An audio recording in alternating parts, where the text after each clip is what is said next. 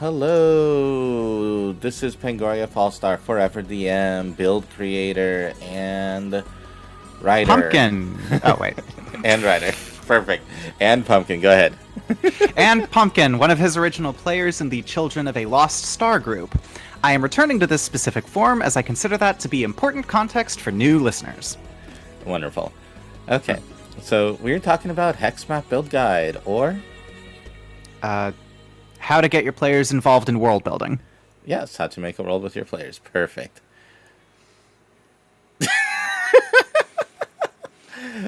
Look, man! This is what I live for, okay? All right.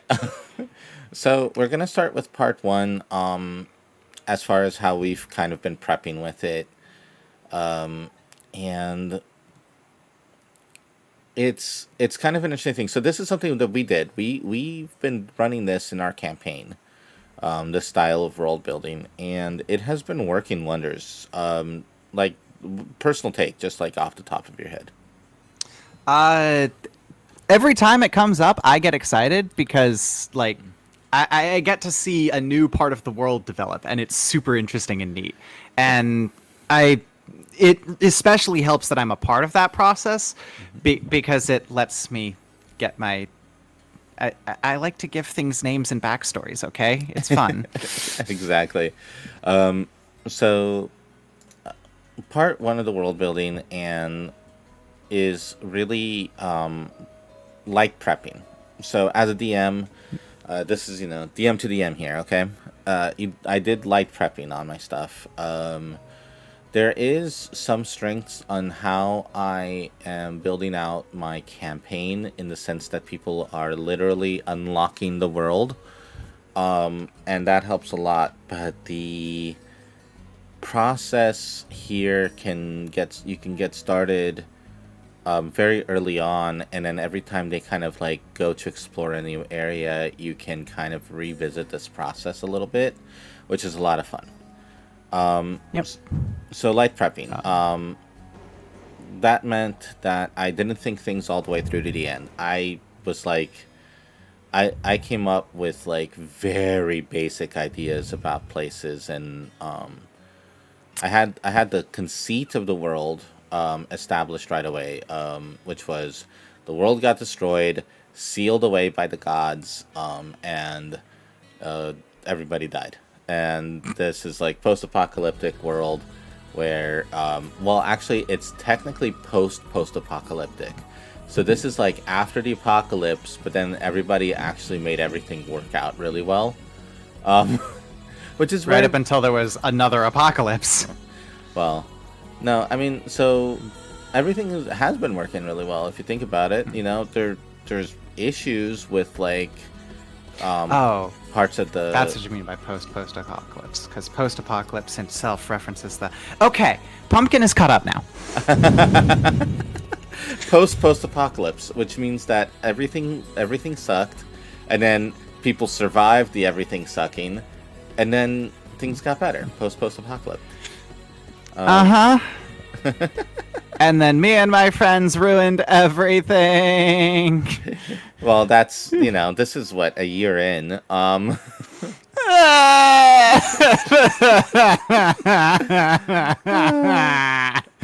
so, So, I, as part of setting up for this particular podcast, tried to at least kind of replicate some of the work that Fallstar did. And one of the main things I kind of looked at in between blatantly stealing from a company that shall not be named, was I went, okay, what's 3 or 4 details I can throw together to just, this is where this is. Yeah. And that's literally all the notes I have for my specific city locations. Oh, okay. That I put together. Okay. Yeah, which is the step one of what we're doing, which is you come up with... Sorry, I was still on the live prepping. Yeah. Yeah. So, have a strong theme for a location. So, we're gonna jump around just a little bit. What is one strong theme for one of the locations you came up with? Decay. Decay. Okay. Okay. Yeah, I see.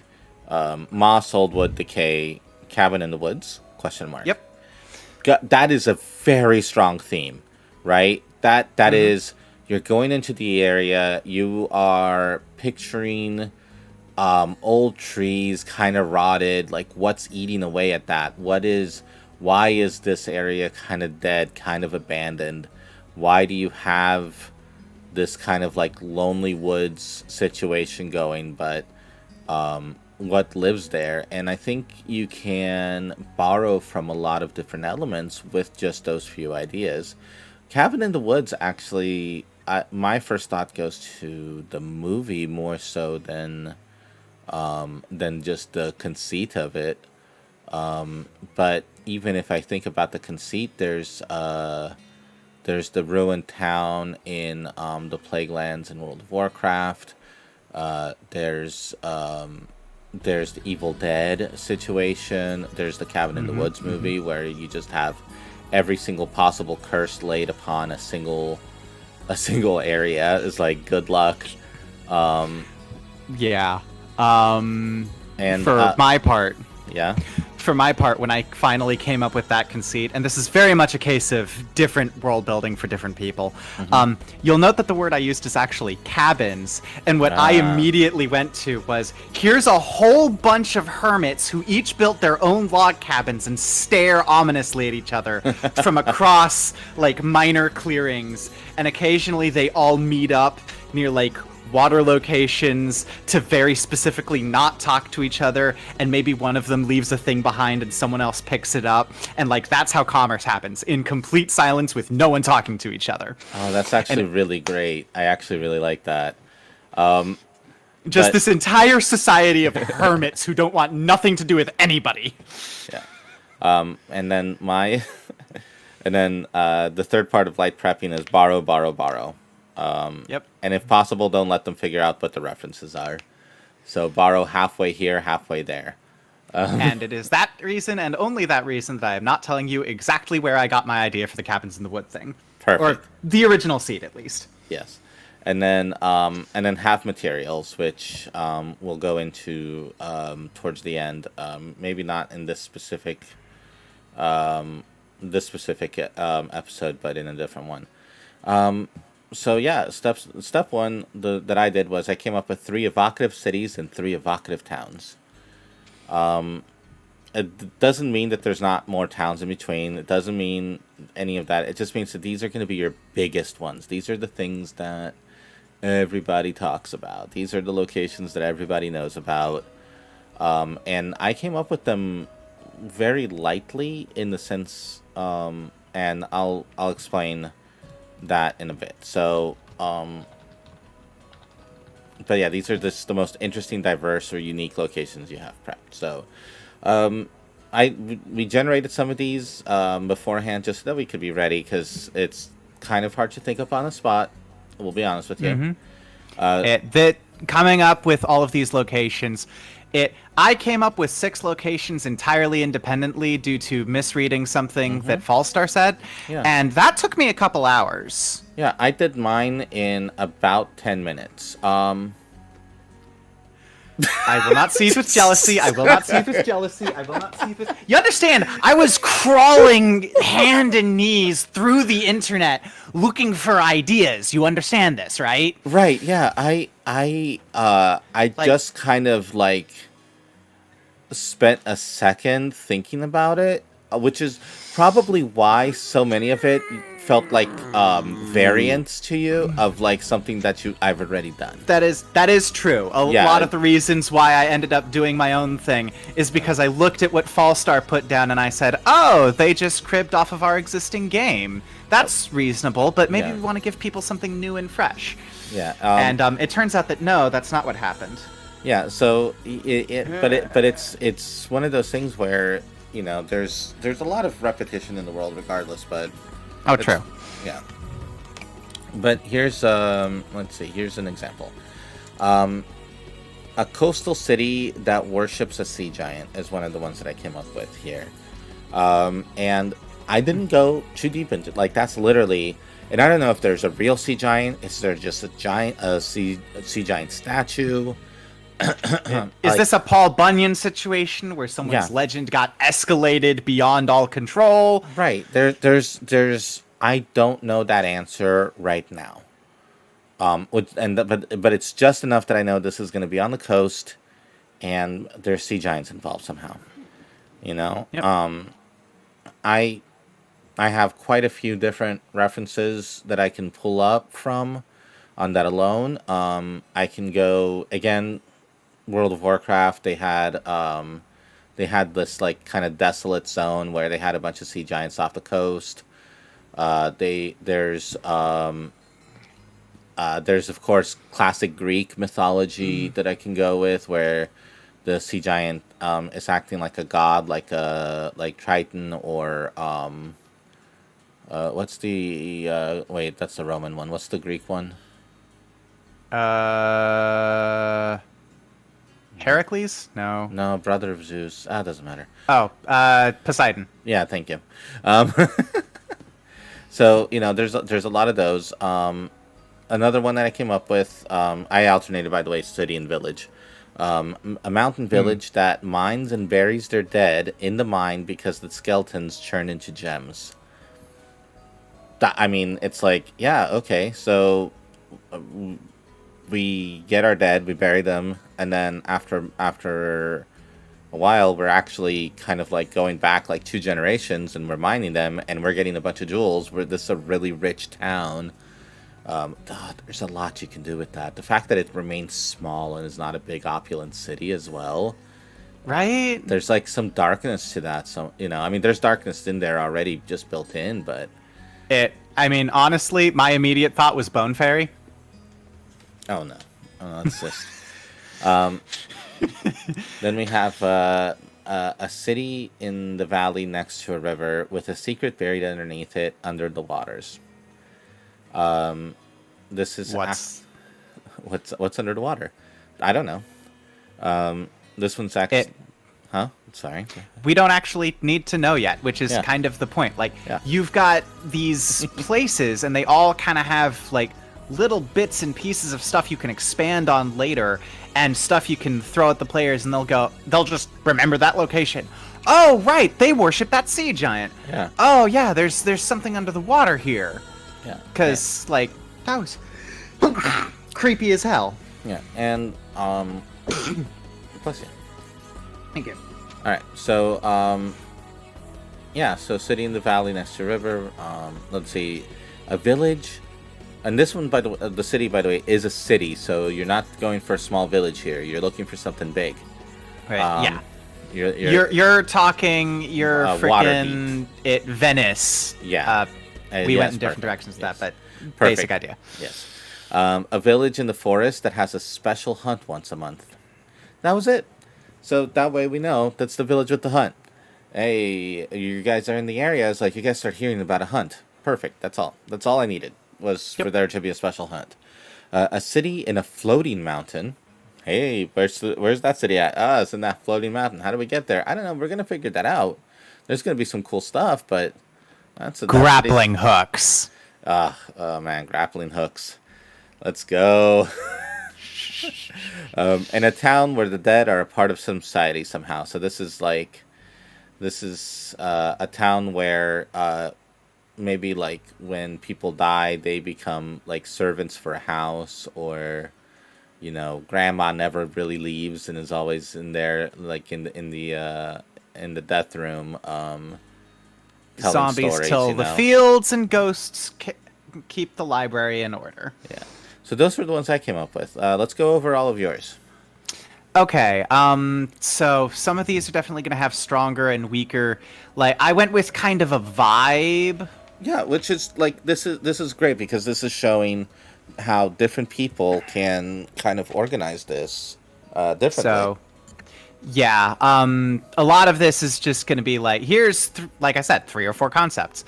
And first one was, this is the first 3 are cities, last 3 are towns. First city, it's on the coastline. There's a lot of horseback riding. People are using telescopes, and something that stuck out to me is, like, something that should be important is winged snakes. Like, okay, so that tells me is, okay, there's a coatl here. Like, Right. and that's Or or kind of or, or winged snakes, because that's also it a could beast just thing. be winged snakes, yeah. Just kind of maybe But they're just but the natives, co- but or co- the coatl is much more evocative. right? Yeah. It and yeah, between those two, like, there's definitely something I can put together here. Yeah. And then next city, we're in the mountains. It's snowing constantly. We've got giants here. Yeah. Just kind of generally Nordic overtones. Like here be Vikings, and they Exactly. big. Perfect. Yeah. I mean, it's already something that's well established. There's no reason to kind of, like you're shortcutting a lot here, which is great. Again, borrow, borrow, Yeah, borrow. borrow forever. Yeah. Third city. It's something out in the middle of these vast plains, and like every house has its own tree. People are organized somewhat militaristically. You end up, in my mind, you end up seeing like the more soldier types, the stronger the people are, the further to the outskirts they are, because that's where they'd put their walls. Okay. And ghosts. Sure. I don't have anything more than ghosts, but there's ghosts here. I mean, Deal with it. Yeah. I mean, Or don't. You can deal with a lot of ways with that. The ghosts could be ghosts of slain from like battlefields, because this is such a militaristic place. It could be that they're fighting ghosts. This is actually a Guild Wars 2 situation where a group of one of the groups there, they're constantly fighting off waves of ghosts, because their enemy are literally this undead army of ghosts. And Ooh. one of the hard difficulties that they have is the fact that the ghosts keep reconstituting. So Or it could just simply be, okay, yeah, you killed everyone in the city. That's fine. Do it again. yeah. And then we have your Moss, Soulwood, Decay, Cabin in the Woods situation, which I really like the idea of a bunch of hermits that are like within eyesight of each other. Yeah, that, like, it's really silly. Yeah, It is very much like a parody of the concept. Yeah, it's I'm gonna be honest, but it's great. It actually really is, because the reality of situations like this has actually been death, murder, and loss of life. So let's go with the other one. Indeed. Let's see. Then I've got one that marble, coins and clay, Elysian Fields, not to be confused with Elysian Fields. Right. Okay. So Because one is simply a term meaning like fertile farmland, and the other one is a place you go when you die in Greek mythology. well, so Elysian Fields are actually the term Elysian is essentially something that is hit but like lightning struck. So it's like lightning blasted fields actually. I did not find that in my research. That is wild. I'm throwing that into the document because I don't think you actually delete these. I try not to actually. Because it's like I find documents that I started like 10 years ago, and I'm like, ooh. Yeah, that's actually way cooler than my idea. I'm keeping that. So yeah, that's actually unfortunately for me, that really plays very strongly with Greek mythology again, which is again fine. Borrow, borrow, borrow, but the coins and clay. Coins and clay. That's really interesting. Okay. Yeah. I was definitely stealing certain things from certain places, and I definitely, like, it's all stolen from the same place. I will say that now, and if you're like paying attention and really looking into it, you can definitely figure out where I got all of these. Huh. I think the last one is really what's gonna hit it up. Really? You think climbing and zip lines and possibly a monastery is going to be what clues people in? Maybe. You know what? I'm not going to be the person who says for This sure. is the deal breaker. Yeah, Yeah, yeah. no. But yeah, Personally, I do think it's 3. There's only so many places you can get all of that. right. Um, but yeah, no, like even me, I borrow heavily. So this is the kind of light world building we're talking about. You're not going super deep. Like literally, this is all you did. We did It for the preparation was this. Was this Fallstar that? literally gave me an idea about one of these locations in the middle of this podcast that hadn't previously been Yeah, included. Because I didn't know that about the term Elysian Fields. yeah. So, and it sounded cool as hell. So we have all this stuff, and but you're going to take from this, right? These ideas is, and this is a personal recommendation. Is I like to come up with some of the names. Now, not all the names, not all the way, right? I actually have one of the towns that we did, and actually let me move the hex build guide. Let's go. Where's my thing? Let's go here. There we go. This is like a little preview of the photograph of the map that we have. Not that you can read any of it, but it's more of an Indeed. idea of like, because it's actually a height map as well, which is super amazing to look at when it's actually out on the table. Oh, yeah. Yeah, it is so cool. But one of the places that I have on there is just called Hunting Lodge. It's the Hunting Lodge in the Forest of Illusion. It's a whole town. It's a whole town called Hunting Lodge, but that's just what it's called. It's Hunting Lodge. It probably got its roots as a hunting lodge that Yeah, just that grew. developed a community and Yeah. grew Exactly. wildly. Exactly. And it's not um it wasn't named, like nobody could come up with anything better than Hunting Lodge. It happens. You know, we can go into the story of Hill in England or whatever, but No. I love the idea of naming places realistically because it gives you a very specific vibe. Like, if you're going to name something La Mesa, like, okay, we're in a Western now. That we should expect trains, we should expect cowboys with guns. It technically not cowboys, but whatever. We'll talk about the importance of samurai culture in westerns at a later point in time when we stop talking about D&D, so never. But yeah, it's if you're not going for the Western vibe, if you're not going for that vibe of this is a samurai movie that's been horrendously Americanized, for fuck's sakes, do not name your places realistically.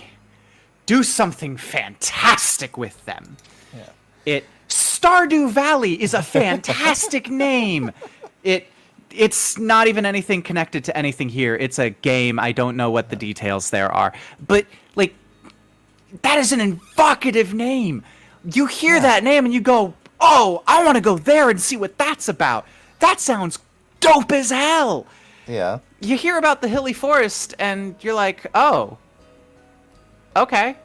Yeah. So we're never going there, and we're not paying attention to anything that happens in it. Right, which is actually great because you guys haven't gone there and haven't paid attention to anything that happens there.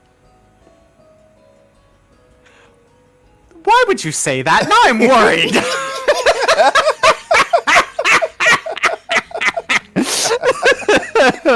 Send help. Send help. Send help.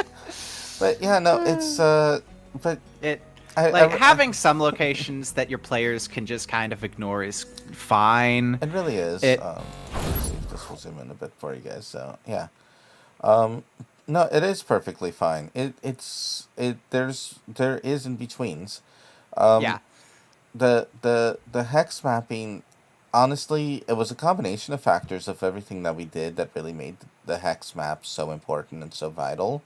Which is, we had a calendar. There was a calendar, and we were sticking to the calendar, and we have a distance on what the hexes represent, and we stick to it. And the height map affects those distances, as in making it more difficult to travel. Yep. Which is great when Fallstar throws something with a timer at you. Yeah, timers are amazing. I really suggest timers. So you combine an actual map where you know what those distances mean. You combine actual time that you're measuring, and and then you have like actual timers and events happening in places. And so, like for example, everybody wanted to enroll in the fancy magic school based off of Strixhaven that I added into the campaign. It's like Yep. here's a fancy magic school. You guys have to enroll before this date, and they couldn't because they were doing things. Things were happening, and so they missed their opportunity. And I said, they will take like late entries, but then you guys are going to be a week behind everybody, so that's going to affect things. And they're like, no, we're just going to finish doing this. We'll try again next year.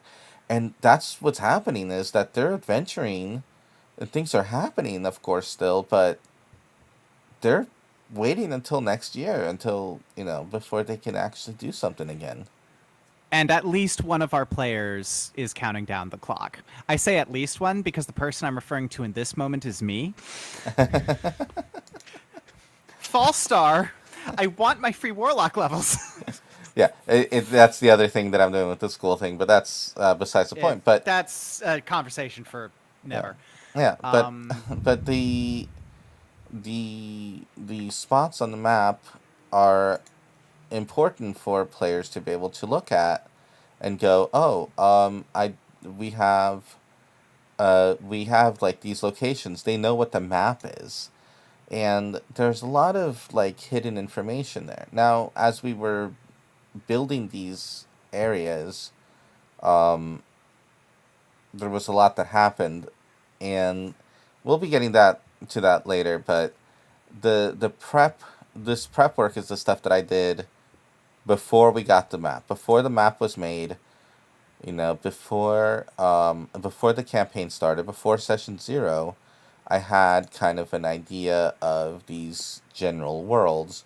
I created names, basic names. Like some of them I had better names, because the actual locations that I was running off in the game was things like Bahamatan, which is, you think that it's named after Bahamut, and it is, but it's also Baja Blast and Mutton because they're full of sheep. It's a sheep town. And Don't. and, Why'd you have to bring Baja Blast into this? I like Baja Blast. It's tasty. yeah, it's because nobody asked me this, and it actually never came up because the only person where it mattered no longer plays, and it was going to be a great joke for it later. But all the sheep have slightly green tinted wool. Because Baja Blast. It's teal.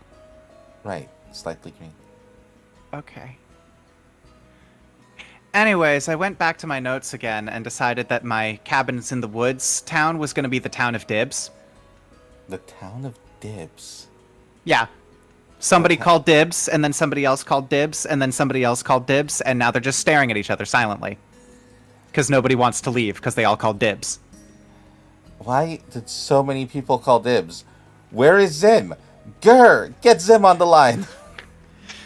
There's too many Dibs.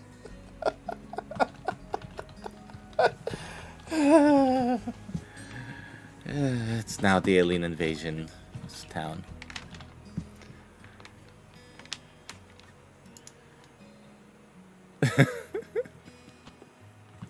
Mayor Zim and Assistant Kerr. There we go. So Incredible. So, but yeah, but that's it. That's really it. That's step 1. Is just that. Just come up with locations. Step 2, a little bit harder, a little more work, and not all of step 2 is what you're going to be taking in with you. I used step 2 to kind of come up with the town name for like Bahamaton, which I had created. And when we come back next month, we are going to have worked out step 2 for us. And I did not write these down, so listen well, and I'll add them as text in post so that you guys can read it. Okay. So Okay. yeah, I can do that. I can add text in post. Oh my gosh, the possibilities, they are only Endless. here. A. So let's put it on the map image. Perfect. And then I'll put the text over this. Okay. So why is the town or city where it's at? You usually the attractive feature is why, but sometimes you think of something else. A philosophy for the town. It's usually the binding element of the town. It can have multiple philosophies, and it'll help you generate NPCs and general behaviors. I came up with the philosophies like almost all my towns are communistic, for example, because they kind of like have to be. A lot of I had like some towns based off of previous NPCs from other sessions that I've done, where I named the philosophy after it so that it's like about that behavior and things like that. You can do a lot of things with this. You can even look up philosophies. Philosophies are kind of like my version of alignment. So if you use alignment charts, you can use that. Philosophies are hard. They are. Typical citizens. This one's important so that players know where they are likely from.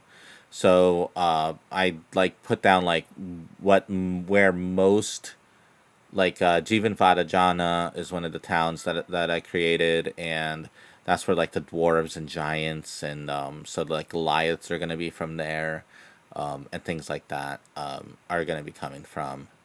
And Yep. so write down like where the And and as I remember, part of what you were doing to set that up was you asked us what races we as yeah players wanted to see in the world, yeah and that ended up populating.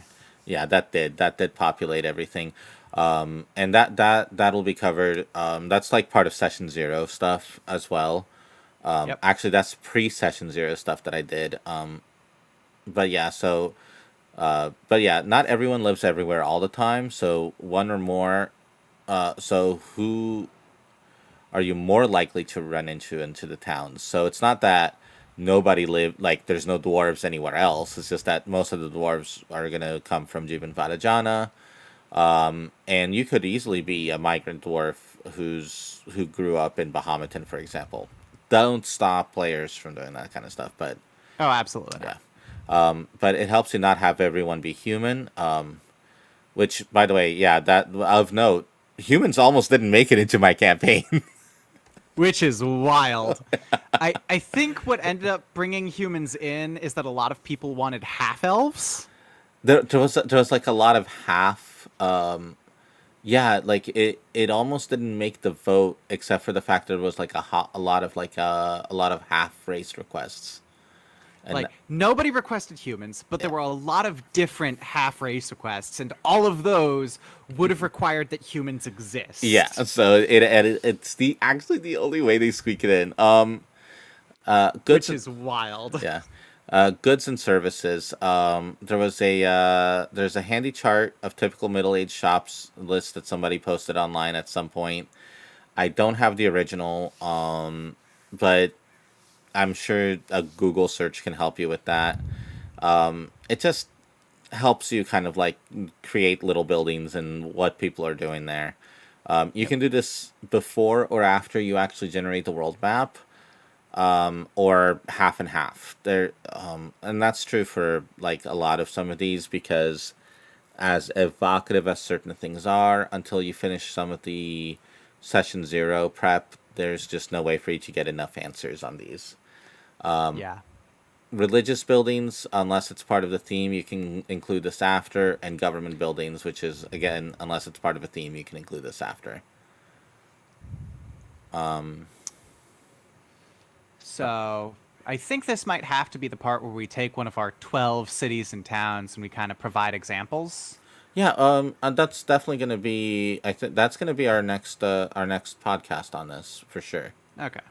Right Because now we're just getting the steps out because Mhm. we literally do not have the time to go over everything in the detail it requires. Right, and I really a lot of this I really want to give it the details because it's really great steps. It is. And then the surrounding areas, it's also that's also filled out after. It helps to know which town cares about what's happening somewhere, but yeah, it's and then we're gonna get to step three Yep. because is You can that do you put this. the you put the cities in relationship to each other. So, for example, we have that mountain village you have with the snow and Nordic vibes, Right? and you want to put it south of the equator, right? Right near the Right. Yeah. equator. Nah. Because let's face it, once you get past the mental dissonance, that's actually a really cool idea. I'm just kidding. But yeah, Yeah, if you're hoping for a realistic planet, that goes north. yeah, That's yeah. well, I say north. It could still technically go south if you're doing an Antarctica thing, but like I mean, that goes more towards a pole, not equator, not equator. you could do like a Himalaya situation, right? Where it's like literally everybody else is boiling and hot and like monsoon season, but there's that really huge freaking mountain. But you would have to force that tile to be a really tall mountain, like an extra tall mountain. Indeed. And so you'd have to wait until somebody draws the biggest mountain, and then that's going to be what it is. And it can't be any other one. Like that, it could not be. Yeah. So you would There's have to only kind of so start. much you can stack the deck. Yeah, you would have to start that way. But once you get kind of like just this stuff, just barely enough information in, you know, maybe some town names, if you came up with like a good strong theme and came up with like typical citizens and stuff. Like I had the idea for like mountain sheep herding city, and so that's that, you know, and built off of the corpse of Bahamut, in my world, and that became Bahamuten. And so you then go to session zero with this information, and you give this information to the players so that they can help you build the world. Yep. And that we're gonna be starting with that, with like the questions that was asked, the kind of prep work leading up to session zero. Beyond this, just so that we could have things ready, and then what we did session zero, over man a year and a half ago. Yeah, I saw it. Ooh. I saw it. I don't even know where it was, but I saw something somewhere, right? Mm-hmm. No, I was on Reddit. I remember. I was on Reddit and I was asking a question. And I asked that question 7 months ago, and we were level 6. Oh wow. Right? I was shooketh. Yeah, this campaign's actually running really, really like the long form campaign that I've always wanted to run. So I've been really excited with it, and the world building, the map, and the calendar and everything have been really the reason why it's been working. And which is why I want to share with people. I want everybody to be able to do this on their campaign because it's so amazing. Indeed. But yeah, so we'll come back. We'll come back with that. And I think your idea is great. So, what city are we gonna build out? Okay, so one, given that it's got the most information already and we both really like it, we are going to be building the town of Dibs. Perfect. Town of Dibs coming next month. Sounds great. Yeah, so we'll be building the town of Dibs. I'll create extra forms that we'll be using, and we'll be going over those forms, where we're gonna get to vote on some stuff and fill out some things, Yep. and we'll come back to you guys, and it'll be a lot of fun. Really looking forward to that. So Yeah. perfect. Same. But yeah, no, thank you so much for your time today, Pumpkin. Of course, of course. All right. But yeah, we are going to switch this over to ending mode. So let me go over here. Oh, good. The recording's still going. Please comment, like, subscribe here and on Twitch. I need to get my Twitch followers high enough so that streaming there matters. So just hit the follow button. Just click it there. Subscribe here so that I need to hit 1,000 here on YouTube. And then also support me on Coffee. I dropped Patreon because of a bunch of problems. You can probably go on my Twitter page and just scroll down a bit, figure it out when that happened and what is happening. Because I couldn't stay on there, unfortunately. I'm migrating all of my stuff off of there. It was really unfortunate. Yeah. Yeah. And I remember thinking that some people were stuck because they already had a majority of their money tied up in. I think a lot of people are stuck. It's getting people to switch platforms is actually very difficult. I was lucky. I have nobody. Except you. There. I only have you, Pumpkin. I mean, you have 39 other subscribers. Yes. Please, subscribers. You must empower me. Please. You're my only hope.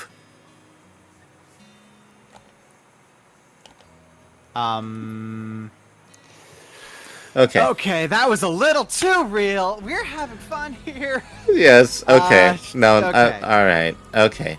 Say goodbye, Pumpkin. Later, Fallstar. Later.